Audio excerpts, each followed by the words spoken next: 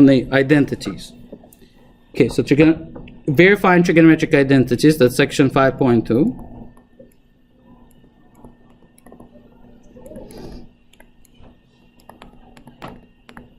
I like that topic. You know why? When you verify trigonometric identity, you basically know what the thing should simplify to. You sort of know that the left side, identity is an equation where the left side and the right side equal for all of the values in the domain. It's like saying sine, tangent is equal to sine over cosine. It's true all the time except when cosine equals to 0. Right? So identity is basically like a mirror reflection, that the left side and the right side are identical. So when you're verifying identity, basically you are giving a true statement such as this.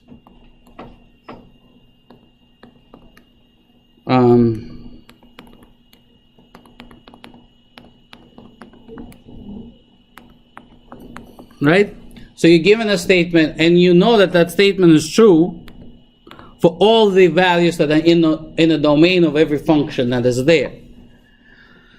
The question is, what do you mean to verify this? Well, you got to show that the left side and the right side are equal to one another.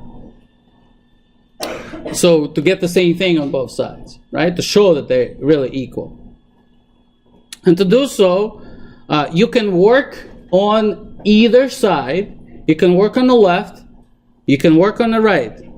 But you cannot exchange the term. So you cannot take a term and move it from one side to another. So you can't move the terms around, but you can independently work on the left side and you can work on the right side until both sides are identical. You see it? That's what it means to verify the identity. Now, the suggestion that I would tell you is, when you verify the identity, you start with the side that is longer. That's one of the suggestions. And then just simplify it. So basically what we've done in the other class. And see if you can get the right side. Okay? And then, you already know it's got to be, for example, here secant. So somehow, see if you can bring them all to the same kind of function somehow using the identities. All right, so what do you propose we do for the first one right here? What do you propose we do to the left side right here? Okay, that's a good suggestion, if you can.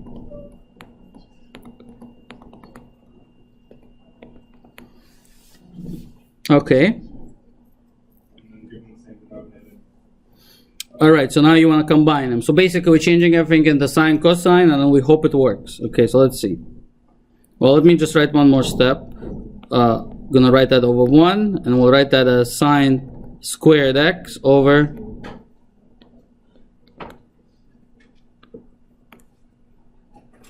okay, now what do we have? Well, the same denominator, right? So the common denominator here is what? So LCD is cosine x. Let me use a different color.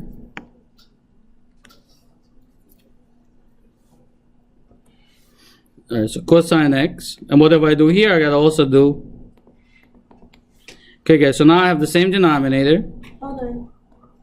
Can you explain the transition between the cosine x plus sine over x over 1 to the next level? To sine squared? Yeah. Okay, so over here, we change tangent to sine and cosine. And now what we're trying to do is to simplify this, right? It's plus. Yeah, there's a plus right here, but here it's times. There's a multiplication here because there's a multiplication right there. It's a tangent right there, you see? Oh, it's not plus. It's not plus, no. It's not plus, it's times. So it's sine of x over 1 times sine x over cosine of x. And then what we basically do is, because it's a multiplication of two fractions, you multiply across. So you multiply sine times sine, and becomes sine squared. And 1 times cosine just becomes cosine. Okay. Make sense? Right. All right. So the next step, because it's a sum, now we need the common denominator, right? We have a cosine here, we just have 1. So we make them both cosine. And if I want to introduce the cosine here, whatever I do on the bottom, I gotta do it on top. Do you see it? And now what happens? I got cosine times cosine is what? cosine squared, yes, plus sine squared. And what's cosine squared plus sine squared? One of the fundamental identities that,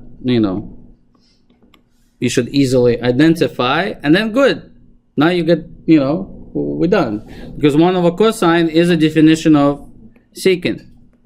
Secant x equals to secant of x, and we are done. Okay? So that's, here the strategy was to change into sine and cosine and try to condense it all into one thing. All right. Let's try one more. All right. So I'll give you some time. Yeah, I'll leave it here. All right. So let me give you some time to try to do this one. So I got the cosine squared a minus sine squared a equals to 2 cosine squared a minus 1. Okay? The question is to verify the identity, right? So that's the question. This is the title of this lesson. Okay, go ahead. Verify the identity. Let me pause it. Tell me.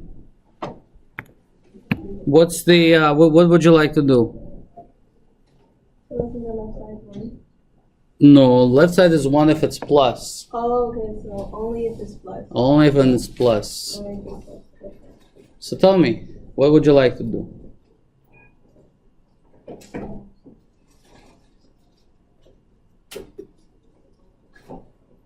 So, we need to separate the 2 from cosine.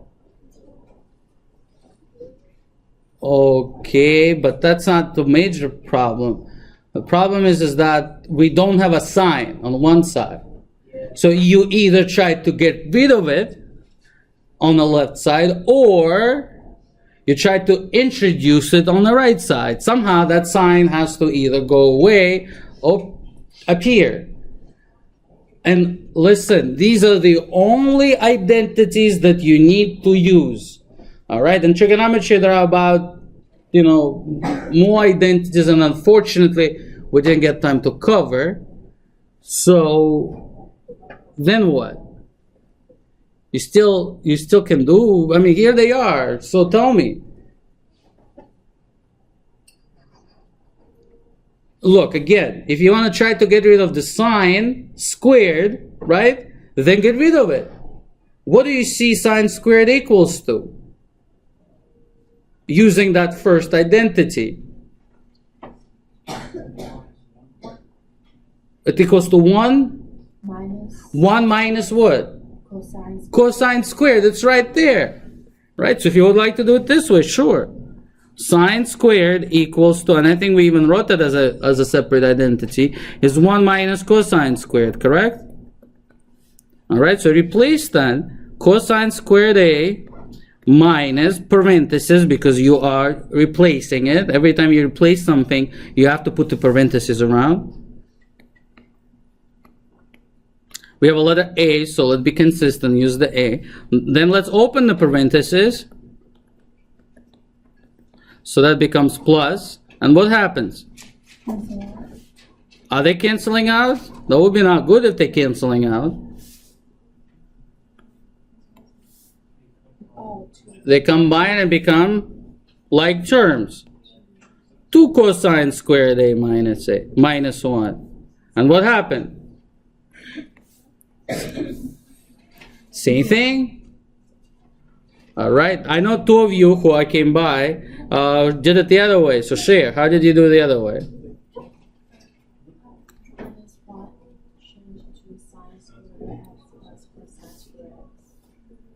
So you use 1 and you change it to sine squared x, cosine squared x. Now let me copy this thing. Hold on.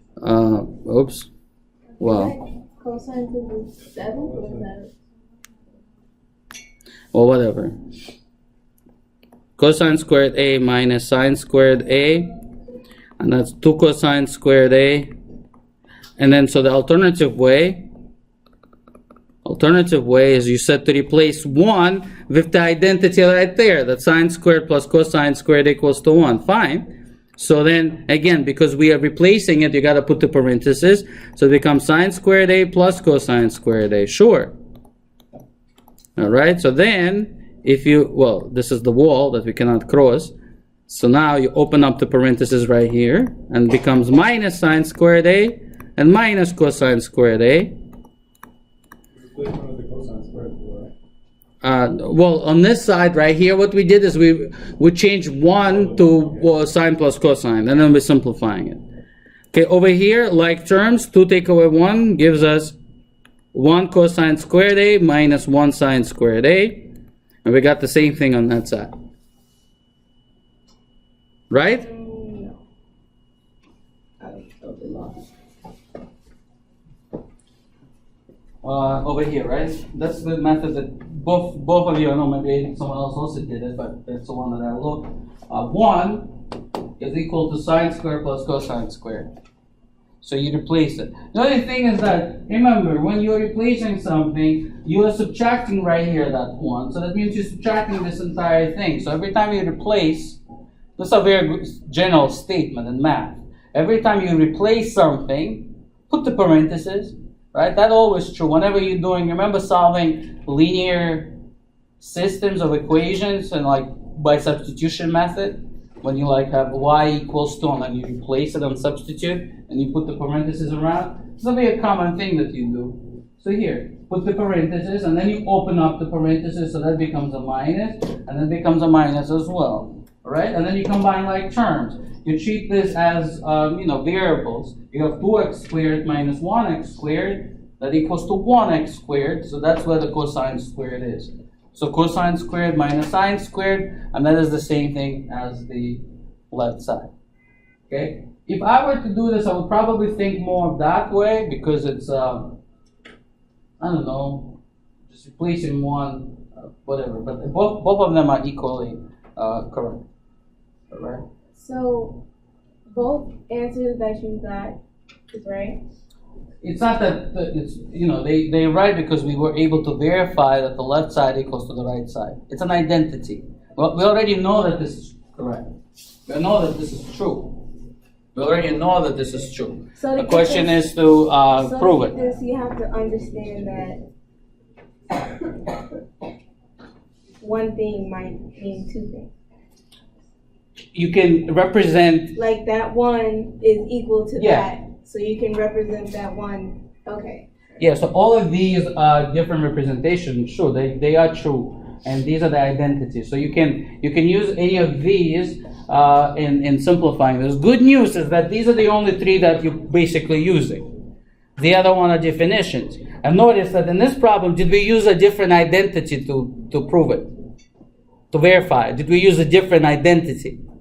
Like here, look, we use something, and here we use something. Did we use a different identity? No. No, we did not use a different identity. We use the same identity. Sine squared plus cosine squared equals to 1. It's just that using different forms, because when you say cosine squared equals to, sine squared equals to 1 minus cosine squared is the same thing as using this identity here. So it's the same identity, it's just used different ways, and both ways are absolutely correct. All right, try one more. All right, number 3. So to solve that problem, you need to get both things To be the same. side. Not on the same side, they need to be the same thing. Not to exist in Mm-hmm. And you cannot move things around. That's the only thing that you got to remember. All right, so go ahead, try this one. All right, tell me, what would you like me to do? Maybe sine over cosine squared. So tangent is sine over cosine squared? All right, no problem. Whatever you tell me. Over cosine, because that's secant, right? It's 1 over cosine, so let's be careful. So what do you want me to write?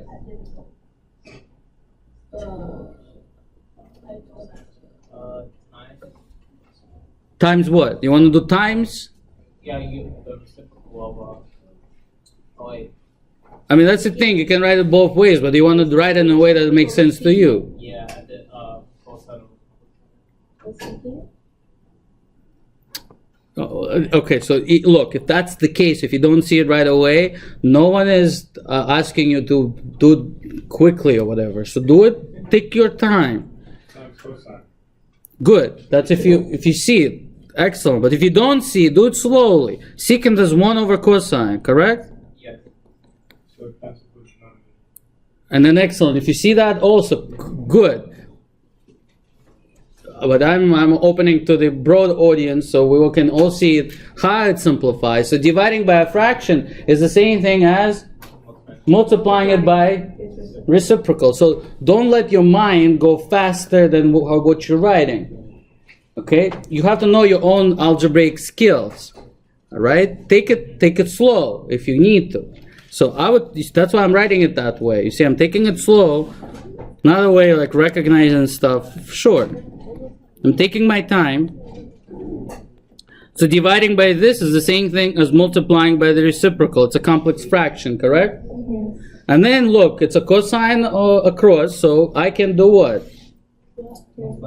I can reduce. Right, and again, you can take it even slower. You can write cosine squared as a cosine times cosine if you have to. So you can see it better, and then cross it out. Okay? And now what? Yeah, I like it. I like it. Tangent is what? Sine over cosine. Absolutely. And then you get excited. Yeah, I got it. Sine squared over cosine squared.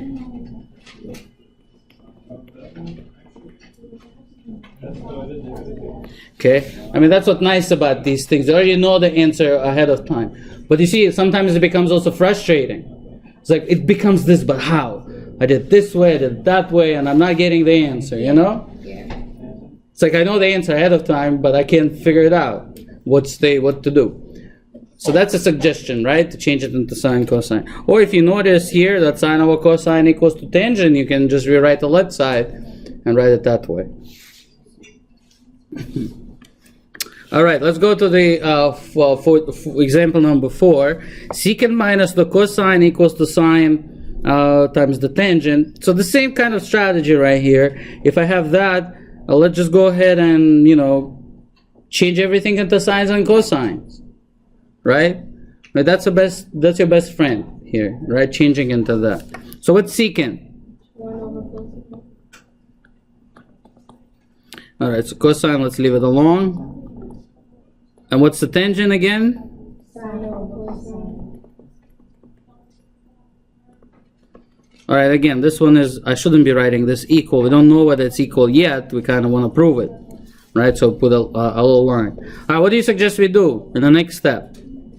Cosine of x equals 1. All right, so we're going to combine it. Good idea. And then again, what are we going to do? Multiply it.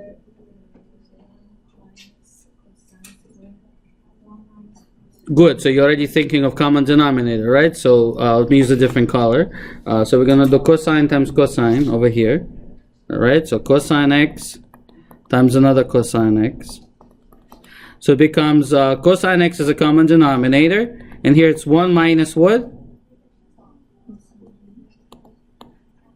Squared. All right.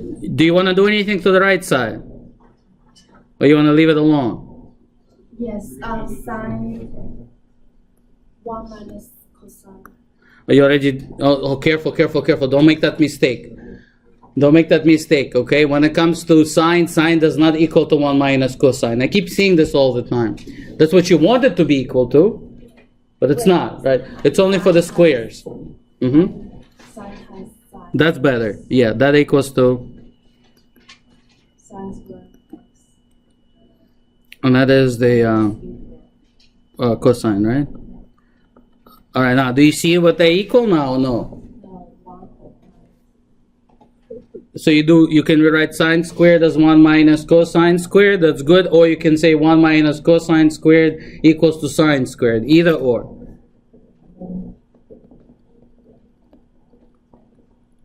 All right, I'm just gonna do this. Oh, okay. Got it? It's a little game with the rules. I see that now. I see what I didn't see it before. Good, now you see the idea? Yeah, I see. Yeah, you wanna work independently on the left side and on the right side until you see that they're equal. All right, clicking a little bit, that stuff. And I'll give you three more examples.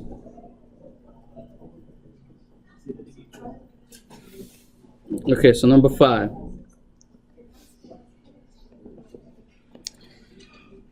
All right, so cosine x, cotangent x.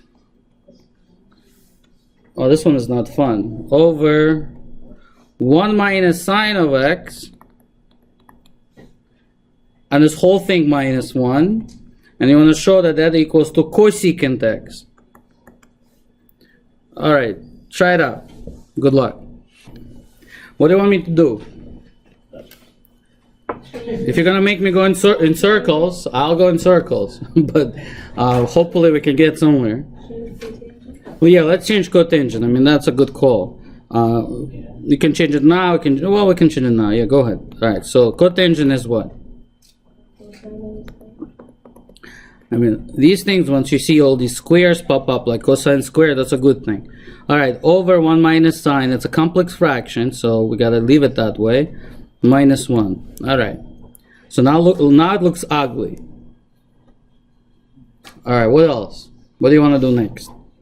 Wait, is the denominator? Please don't, right? It's one of those things. This is a very common error. 1 minus sine is not the cosine. It would be nice. Look, 1 minus cosine, and boom, boom, cancel. Then you get cotangent minus 1 must be cosecant. Here we go, right? Don't, right? I mean, it's nice. You would want it to be that way, but it's not, right? 1 minus sine doesn't equal to the cosine, and vice versa. Only 1 minus sine squared equals to cosine squared, not the other way. Cosine has to be over 1, right? So Okay, sure. multiply across, so cosine squared Yeah, is equal to sine over x.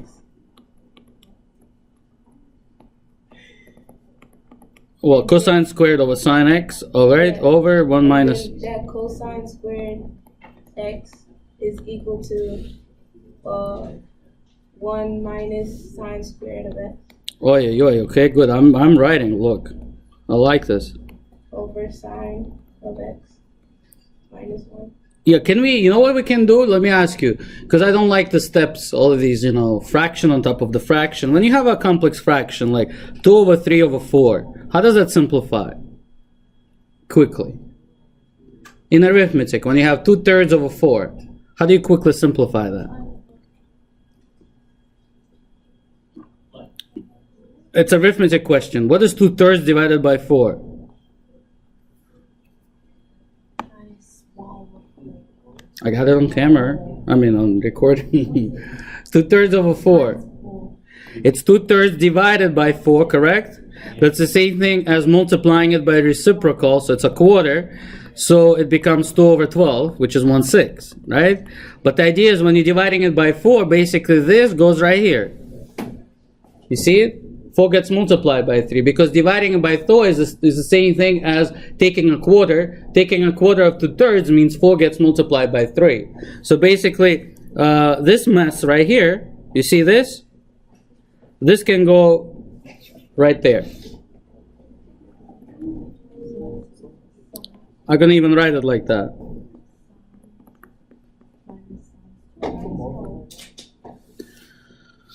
All right. Oh my gosh. So what are we getting right here? What are we getting ourselves into? At this point, it's like, that's it, right? It doesn't work. Couldn't sine where one of those cancel out with something at the bottom? It can't. Yeah, but how? It can Because cancel. The sine squared x will cancel out with the negative sine x. And I can't do it like that because that's 1. 1 minus. It's not a multiplication, it's a subtraction. The only time we can cancel stuff if they are absolutely identical. If they're not identical, we can just, if I have 2/3 minus 3 divided by 3, oh, cool, I have 3's, let me cancel them, right? I can't do this stuff. The only way I can cancel if I have, let's say, 2 times 3 over 3, and then I have the same thing, then I can go ahead and cancel it. Its the idea is that it has to be exactly the same factors. I can't cancel pieces. So can you do like maybe This is a hard one. Yeah, I see it. multiply? No, okay, so that's Well, guys, what here it is algebra, all right? And this right here, let me highlight this. This is a difference of the squares. 1 minus sine squared is the same thing as 1 minus x squared, okay? So this is just like that. And what's 1 minus x squared? How does that factor?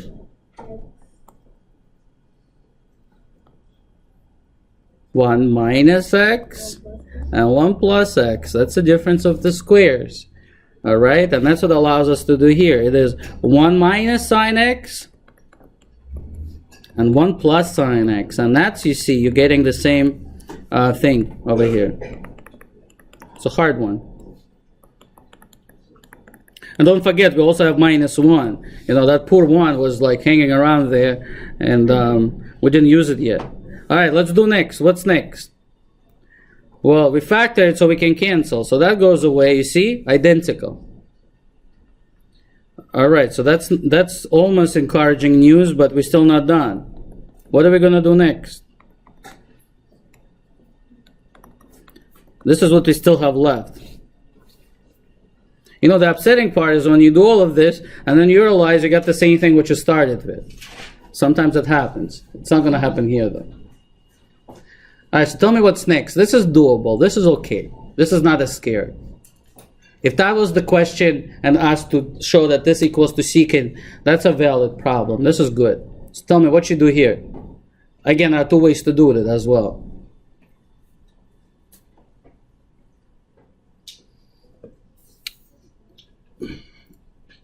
It's algebra, right? Algebra, algebra, algebra. No, don't do any rationalization of that thing. That's going to make it more complicated. What you basically can do, you can either split this fraction, 1 over sine plus sine over sine, split it up. Because before we couldn't split it because it had 2 terms. You see, here we can't split it because we only have 1 term. So basically what you could do, you can do it like that. You see? You split the fraction. You see? Because there's only 1 term in the denominator. Okay? And then, what you do is by the magic of chalk, well, I don't have chalk now, I have the a virtual pen. I got 1, so 1 minus sine x, plus 1 minus 1. 1 cancels out, and finally I get to that cosecant. All right, 1 over sine is the cosecant. Right? Hard, I understand. This one is a hard one, but actually, once you get that step, I mean, I expect that you are able to do at least going from here to here. This is very doable. Scroll up a bit. Sure. I'm going to zoom out so you can see the whole thing. You see it? A lot of stuff going on over here. I don't know, did anyone try to do it the other way? What happens to the cosine? Which cosine? Cosine squared became 1 minus sine squared. It's highlighted. Okay. It's highlighted. You know, the other thing that I would probably try is to change 1 to 1 over 1 and then try to combine, find a common denominator. But I think it's going to work out harder that way. I don't know. I have no idea. I followed your suggestion to change that into the cosine over sine. Okay? All right, so in terms of level of difficulty, you should go from here to here. You should, no problem. Oh, by the way, the other way to do this, coming from that green part, okay, from here, right? If you want to go from here and simplify 1 plus sine x over sine x minus 1 and work with that side. The other way to do this is to write it over 1, find a common denominator, look, sine and a sine, and then do it like this, 1 plus sine x minus sine of x, like combining the numerators, over the common denominator, sine of x, and look, sine and sine cancels, and you got 1 over sine, which is the cosecant. You see it? So you could have done it that way as well. All right. Okay, I have two more of these identities, or maybe let's do one more, and then we can do the equation. All right. So number 6. So here I got this one for you. 1 over cosine x plus 1 plus 1 over cosine x minus 1 equals to minus 2 cosecant cotangent. Cosecant cotangent. I really need to show you the equation, so we gotta start right away. So you gotta help me out right here. Okay, so you can work on the left side and the right side, but notice on the left side you have the sum of the fraction. So if you have a sum of two fractions, you basically don't have much choice but to common denominator and combine them. What's the common denominator here? Cosine x. All right, so just a product of them. Correct? Okay. So what does it mean? This one had cosine x plus 1, and we're multiplying by, well, we have cosine x minus 1 there as well. So to make them common denominator, this needs to be multiplied by, what am I writing? Hold on. Cosine x minus 1, right? For the denominator that was of the other fraction. And that one will be multiplied by cosine x plus 1. Does that make sense? All right, so now we multiply it out. Trying to cancel them out. What is it? You multiplied those numbers on the numerator because you wanted to just have the block plate. We're changing the fractions. So Yeah, which it's a common denominator, right? So basically, you make the denominator cosine x plus 1, cosine x minus 1, right? But the first fraction only had plus 1. So if you want that fraction to have minus 1, that means you got to multiply top and bottom by that same thing. I'm only multiplying the top because I'm sort of doing it two things in one step. Well, I can do it in 2 steps, sure. Let me write it this way. So LCD, look, the LCD here is cosine x plus 1 and cosine x minus 1. Do you agree? So that's the LCD. So now what I'm doing, I need to change each one so I have the same denominator. Well, the original one only had cosine x plus 1, right? So if I want cosine x minus 1, that means it would I'm cancel out, and then you would end up with cosine x minus 1. plus 1 for the first one, right? You see? This is what I'm doing. This is the first fraction, and this is the second fraction. I'm just changing the denominator. So, if I'm adding one more, I'm not adding. If I'm multiplying by a cosine x plus 1, I have to include it. You see? Here I wrote it out. I wrote it out so you can see it. It's a common denominator. And I can highlight for you what I introduced. For the first fraction, I introduced this, you see? And for the second fraction, I introduced that. If you cancel them, you go back to what you started with. And the reason I'm introducing them, so now they have the same denominator. That allows me to add them together. You see? Now I have a common denominator, which is the cosine x plus 1 and cosine x minus 1. And then I can just go ahead and simplify the top. So here just cosine x minus 1. And here I get cosine x plus 1. All right, so what's next? You want to look at the right side? Okay, let's look at the right side. And since everything in sines and cosines, it would make sense to change the other side also. In sines and cosines?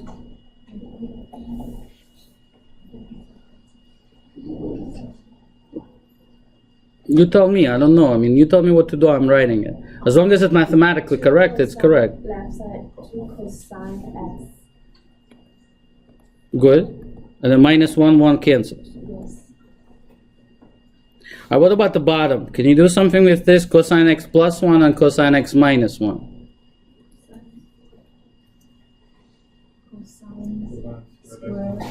Cosine squared x minus 1. Good. It's the difference of the squares. X plus 1, x minus 1 is x squared minus 1. All right. You want to do more? For the cosine squared? Okay, all right, sure. So you want me to replace this, right? Let me use a different color. So 1 minus sine squared. Right? And that's minus 1. All right, what else? 1 cancels again. Let's write the right side so we can see it because it's far up. So it's minus 2 cosecant x and cotangent x. All right, that's what we got. And then we don't know still whether they're equal. They should be. And now let's look at this on the right side. So what do you suggest we do? So here's so far what we got. We got 2 cosine x. Just write it out. Cosine of x, cosine of x. Okay, so you want to write the right side using sines and cosines, right? Okay, so let's do that. So cosecant is what? What is the sine? Okay, and cotangent?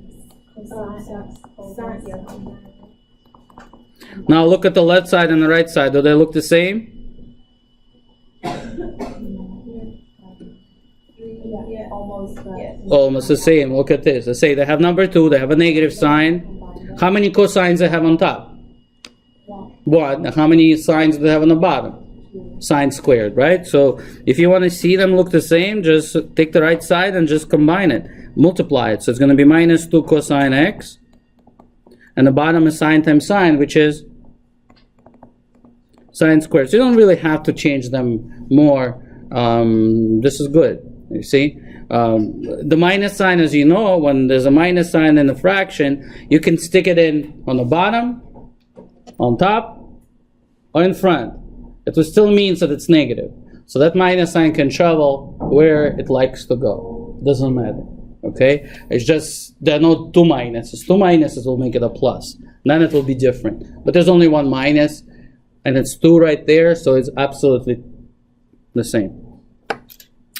Okay, so that's one of the games that you can amuse yourself playing, right, by verifying these identities, and that's basically using these fundamental identities. Unfortunately, I didn't have any examples on using tangent and cotangent, and the reason is usually because you can change them into sine and cosine, and remember, these 2 identities came from the top. So all these 3 are actually the same identity, that sine squared plus cosine squared equal to 1. All right, so that's it what I got for you when it comes to identities. These are the type of questions you should be able to solve. The next thing is I want to look at equations, all right, which is related to this, of course. All right, and we're going to talk about equations. So section 5.3, our last section, and this is solving trig equations.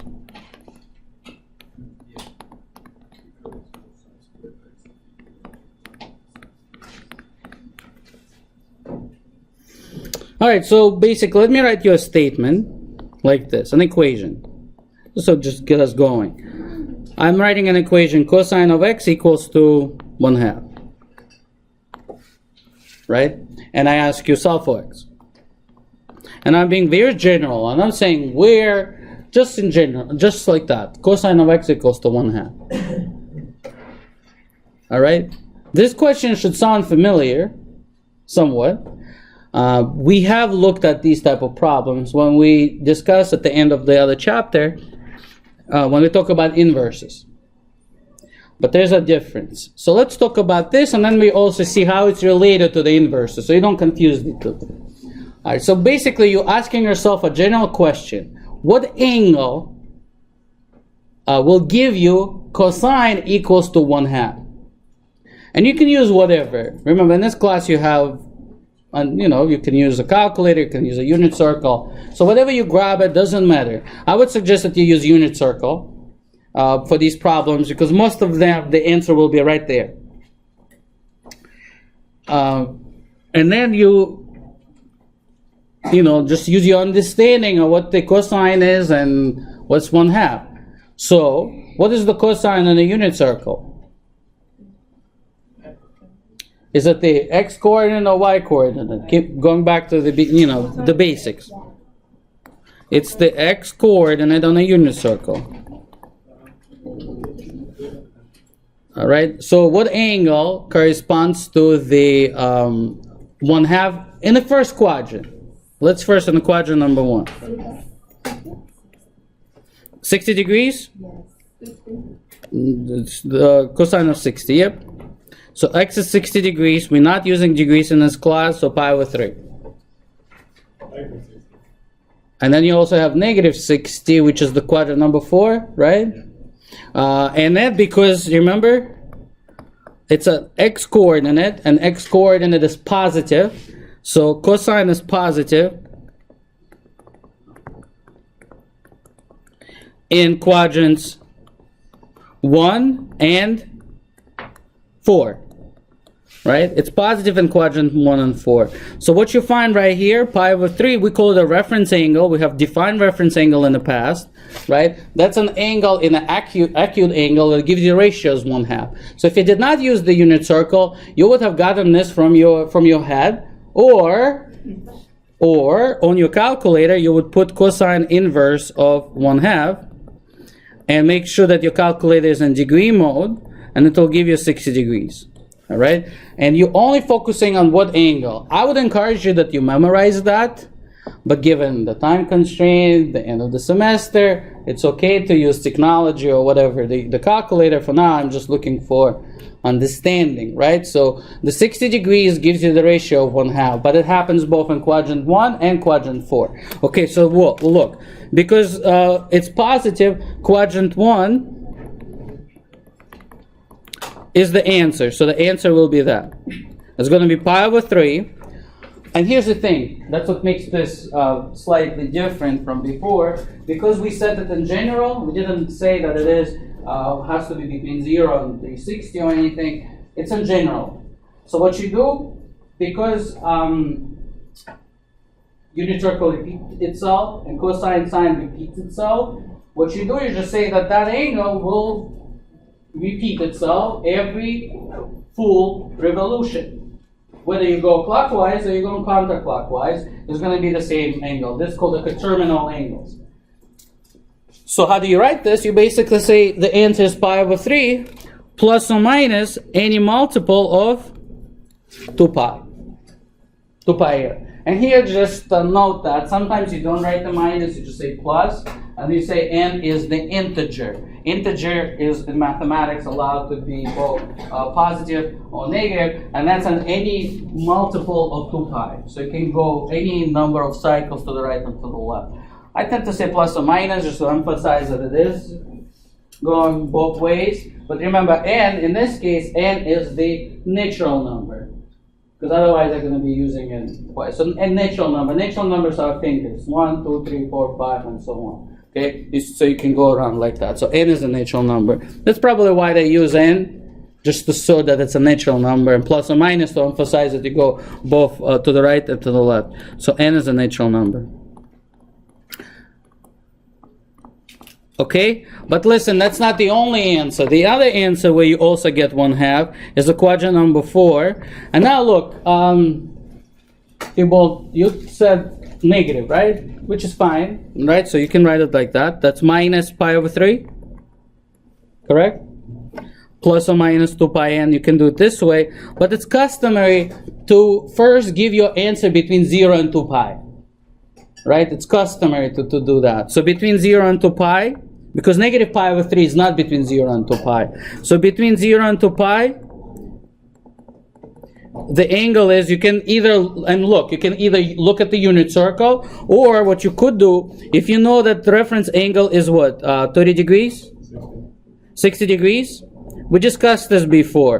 And if you want that angle, right, then you do what? If you want to go clockwise, counterclockwise, in the positive direction instead of in a negative direction. So what would that angle be? 2 pi minus pi.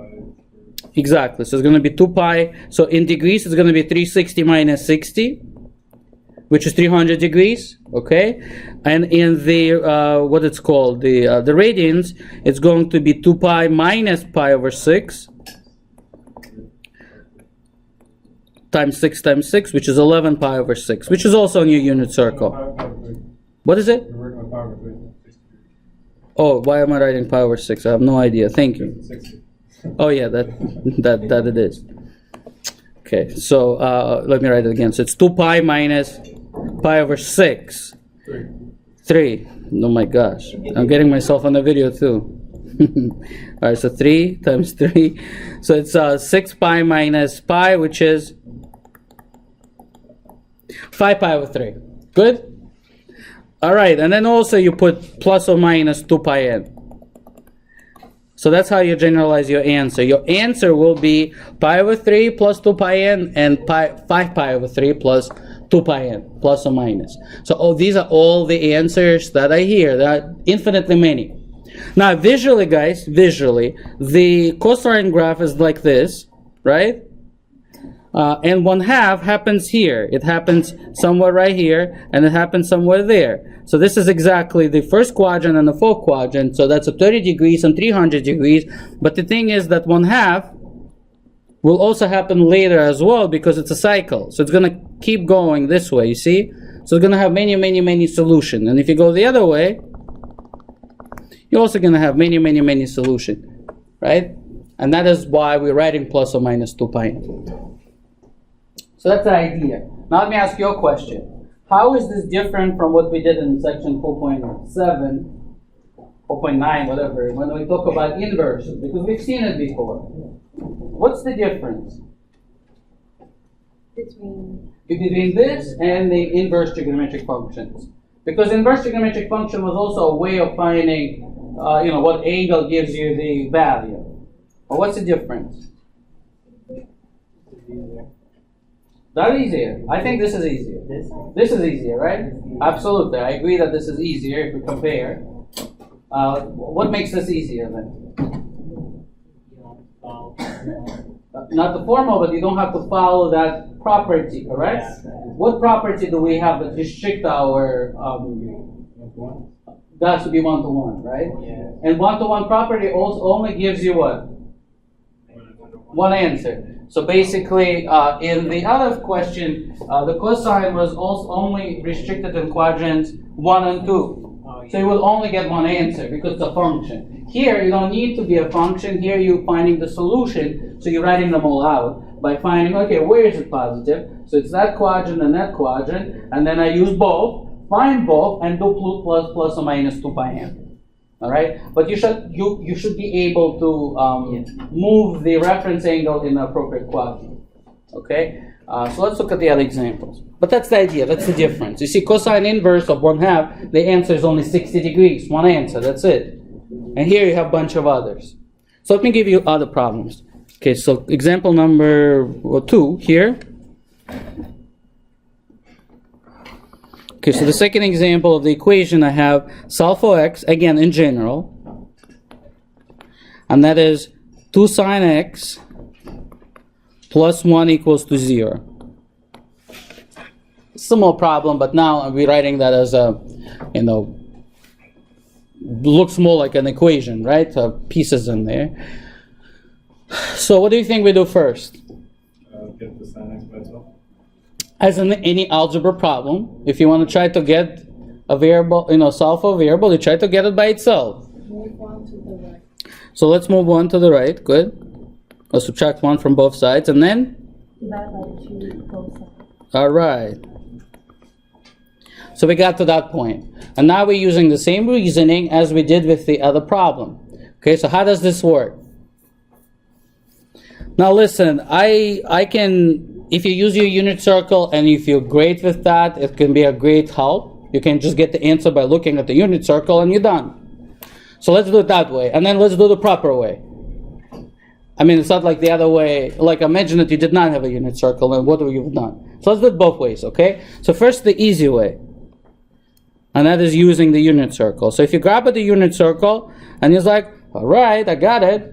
What is sine on the unit circle? 7 pi over 6. Y coordinate. I better get my unit circle. I didn't memorize it. Even though it's been some time I used it. All right, anyway, I'll trust you. I don't want to waste time to look for it. So y coordinate is minus 1/2.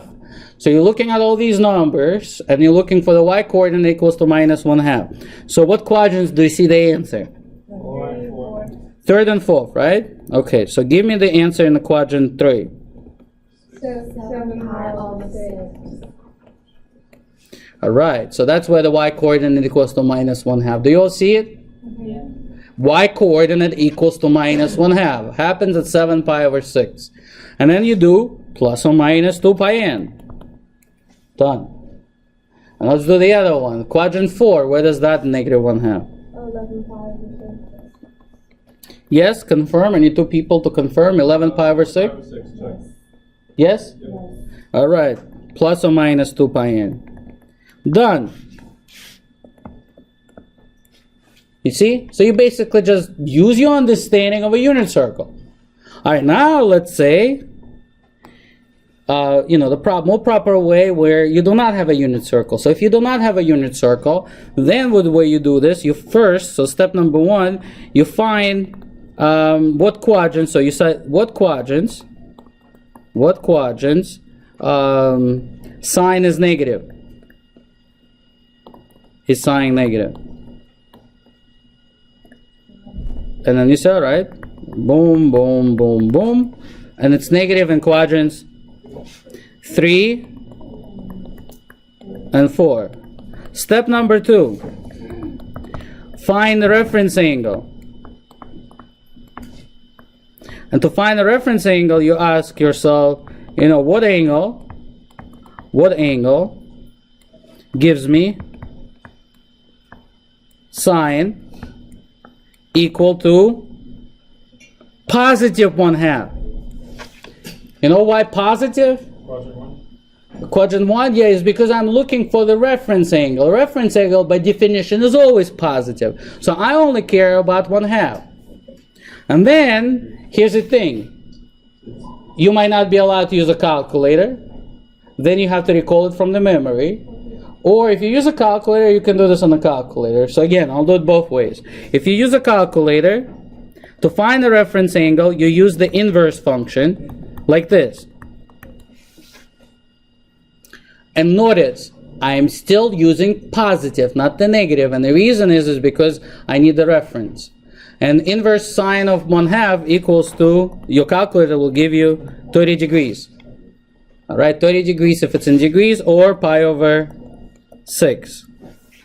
So again, pi over 6, right? All right, so then, and the other way, if you did not have a calculator, or you cannot use a calculator, right, different scenarios, then, if you did not use a calculator, you basically recall this triangle, 30, 60, 90, and then you say, all right, the sine of 30 degrees is 1/2, so the answer is 30 degrees. So you just recall it from the memory, okay? So that's from the memory. In this class, you have 3 ways to do it, right? You do it at least one way to get the answer. Well, anyway, we're not done. It's the step number 2 is to find the reference angle, right? So that's 2. And finally, step number 3 is to move. Here we go. Move the reference angle. Move the reference angle in quadrant 3 and quadrant 4. Okay? How do you move it in quadrant 3 and quadrant 4? So basically you'll say, all right, this is quadrant 3 and this is quadrant 4. This is my bow tie, like this, and this is the angle right here. And this right here is pi over 6, okay? And this right here is pi over 6. So if I want to know what this angle is in quadrant 3, I'm going to do what? Pi plus pi. Pi plus pi over 6. And pi plus pi over 6 equals to 7 pi over 6. And then you do plus or minus 2 pi n. And if in quadrant 4, which is like that, if this reference is pi over 6, then you're going to do, no, don't never use this 270 or 3 pi over 2. It's always the x-axis. 360 minus. Good. So it's 360 minus 60. And here it's 2 pi minus pi over 6. Let me not, I'm writing pi over 6? Okay, good. For a second I was thinking I'm making the same error. Yeah, that's correct. And that's going to be 6 times 6, so it's 12 minus 1, 11 pi over 6. Plus or minus 2 pi n. And that is the same answer as we got right there. Now look, for those of you who are not comfortable with some aspects of trigonometry, all right, and given the fact that the time is running, quickly, we're running out of time, I would suggest that you do it using a unit circle. Well, one thing that you got to remember is that on a unit circle, sine is the y coordinate and cosine is the x. If that slips your mind, then you're in trouble, right? So that is something to remember, because look, this is much, much, much faster by just looking at that. And of course, the other way is very important as well, especially if you continue with this, with trigonometry, and will not be allowed to say use a calculator or the unit circle, then you might miss out. Right. So that's why I'm including this, all right? But without a calculator or a unit circle, we have to have nice angles. You have to have nice angles, yes. But then, conversely, because you can use calculator and there, what I could do, which I'm not going to do it, but I could have done, is that I can give you an answer, a problem where it does not result in a very nice angle. And that's where you really have to follow those steps, and it's unavoidable, right? I'm not going to do it, but I could have, right? I'm just going to show you how this is all done. All right, let's do another one. I want to do tangent, all right? Remember, you're being recorded. Well, I know that. Yeah, I'm getting myself in trouble.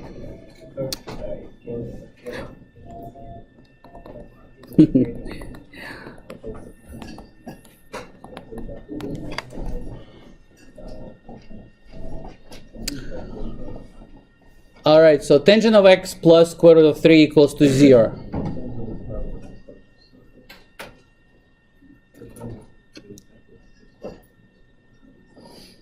All right, so tell me, what are you going to do here?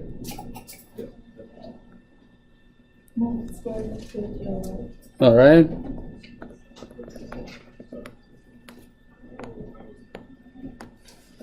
All right, tangent is not our best friend, usually. Yeah.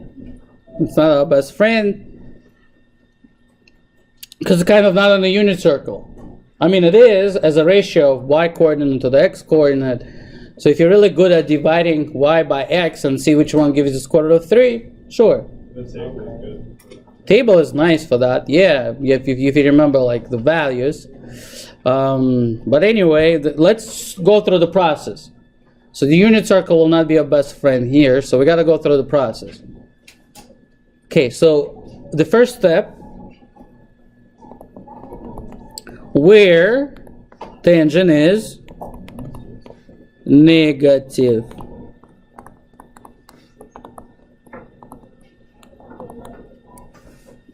Okay, tell me where it's negative.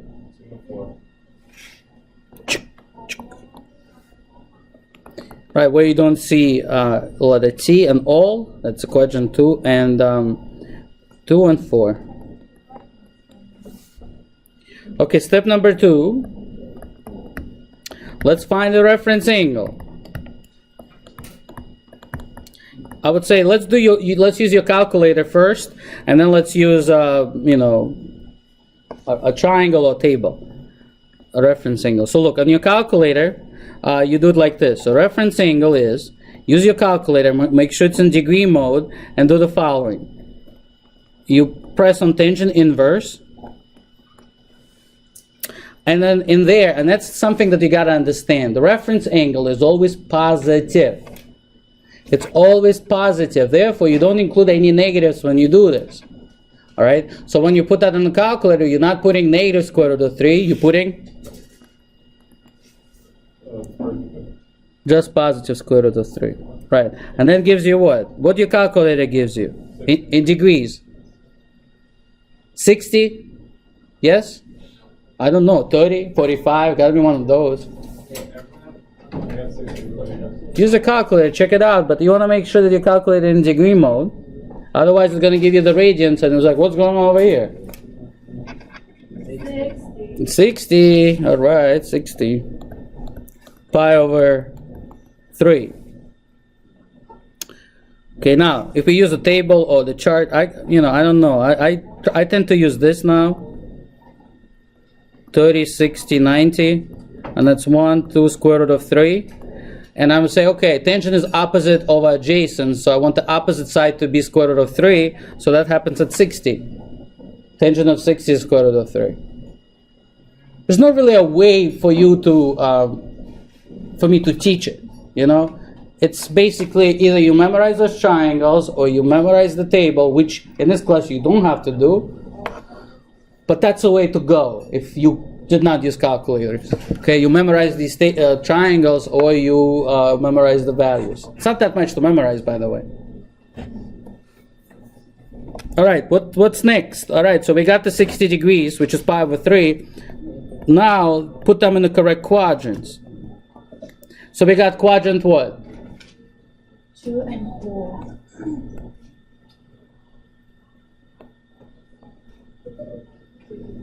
And this is what? 60? And that's also 60. All right, so now let's move it. Well, it's 60 or pi over 3. Okay, so if you want to find it in quadrant 2. So this is 60 and this we need. So how do we find that angle? What is it? 180 minus 60 or pi minus pi over 3. Which equals to what? 120 over 2 Well, let's just use radians. 2 pi over 3, right? Okay, so 2 pi over 3. And here's the good news.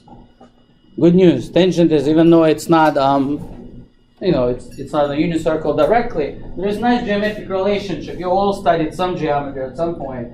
These angles right here, they called, how they call vertical angles, I think. Okay, my geometry, remember I get, well anyway, you got 60 degrees. These are the same. And another thing, they are, remember this is a circle. And this is what's it called? The diameter, and that's a diameter. So it's a two lines that go through the center. So these angles are absolutely the same, and they all lie on the same line. So geometrically, this is exactly 180 degrees apart. That's good news. That means that instead of saying this, and then plus 2 pi n, and saying this, plus 2 pi n, you just simply say this, and then just go half circles. Pi n, pi n, pi, pi. You see what I'm saying? No. So, and that's for tangent and cotangent is always going to be the case, because they always up in opposite quadrants, right? Whether it's positive or negative, they're opposite quadrants, and you have this bow tie, so there's going to be always vertical angles. So for the tangent and cotangent, you simply find one, and then just say plus or minus pi n, instead of 2 pi n. And that's from geometry. It's not going to be wrong if you find both and say plus 2 pi n for both. You're just then sort of writing the answer more than once. Okay, which is, redundancy is not welcome in math. You really want, if you want to consolidate your answer, you try to consolidate. You don't want to have redundant results. Okay, and plus it's easier too. So here we go. You just say plus or minus pi n, and you're done. And that's final answer as well. You don't have to go to quadrant 4. So that's both quadrant 2 and quadrant 3. So I'm going to put them together. All right, so you basically just start with that and then do plus pi n. It wouldn't be wrong also to say this plus pi n, but usually you pick a small angle first. All right, so you see? So the idea is, once again, the harder part is for you to identify what's a reference angle and know what to do with it, right? With the sine and cosine, it's pretty easy here, because you just say, all right, it's x and y coordinate, so I got it, and then you just do plus 2 pi n. With this one, you have to find it and then move it in the right quadrant. So the way you move it, for the second quadrant, you do 180 minus. For the third quadrant, you do 180 plus.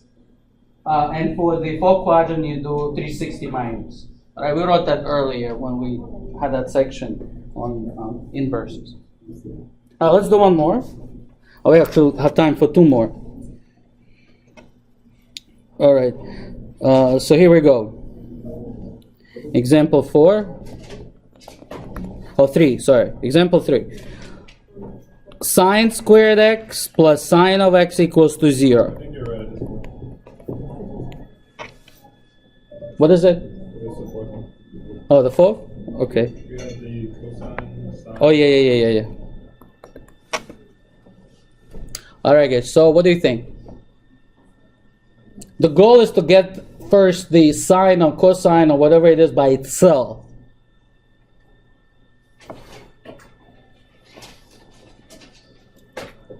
Don't forget, the trigonometry is part of study of algebra.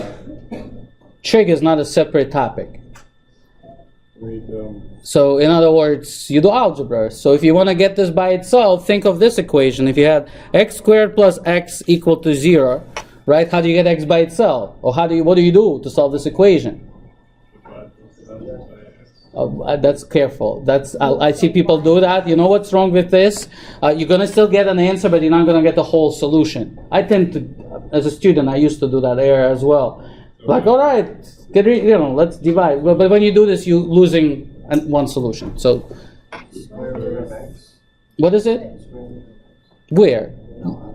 The y bars. Oh, well, that's not the y. Sorry, that's an x. Sorry.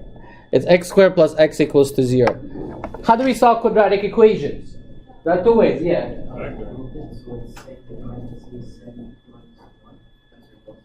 All right, good. So this is not grouping here, it's factoring, right? The way you solve quadratic equations. I mean, look, in algebra, there are, I would say, 3 types of equations. One is linear, where you just get the letter by itself. And second is quadratic, which is you either factor it by taking the GCF or using quadratic, factoring, or using quadratic formula. And the third type of equation is a polynomial equation. Remember this, Dutch, cross, all that stuff? So, but remember, all of them eventually result in either linear or quadratic. The same thing in trigonometry. The types of equation you solve are either linear or quadratic. This is a quadratic equation because I have a square. So the very first thing you think of is factoring. And this one does not have a third term, so that factoring is just taking out a sign. All right? So you take out the sign.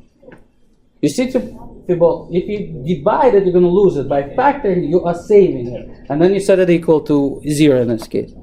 So sine of x, a parenthesis, you got sine of x plus what? 1. All right. Equivalently here, you see? Same idea. And then what? All right, so sine of x equals to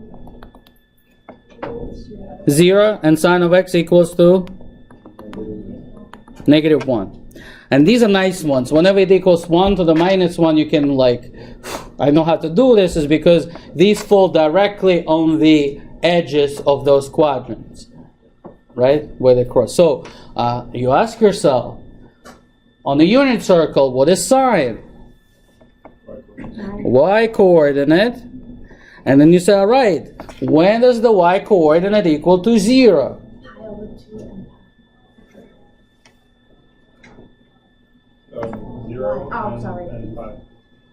0 and Pi, right? It's 0, the beginning, and pi, the other side. Absolutely. So x equals to 0 and x equals to pi. The y coordinates. And what about where does the sine of x equals to -1? 3 pi over 2. All right, and just one more thing. Plus or minus 2 pi n, plus or minus 2 pi n, plus or minus 2 pi n. So a lot of answers. So for each of them, for the sine, you just write that.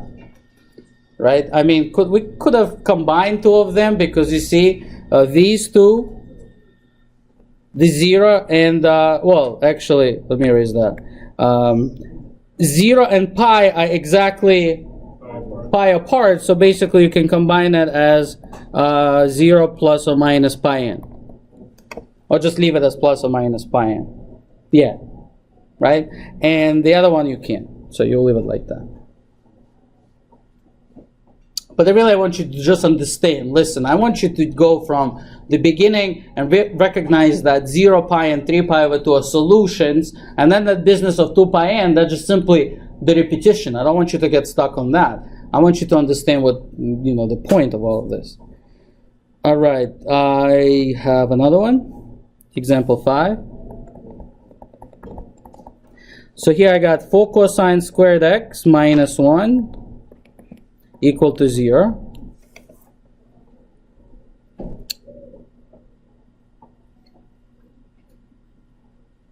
Yeah, that's another one where all of this can be done by hand. All of these have nice answers. So tell me, what do you do? It's another quadratic equation, so I don't know. But this one doesn't have a middle term, so can you get cosine x by itself? So tell me what you do.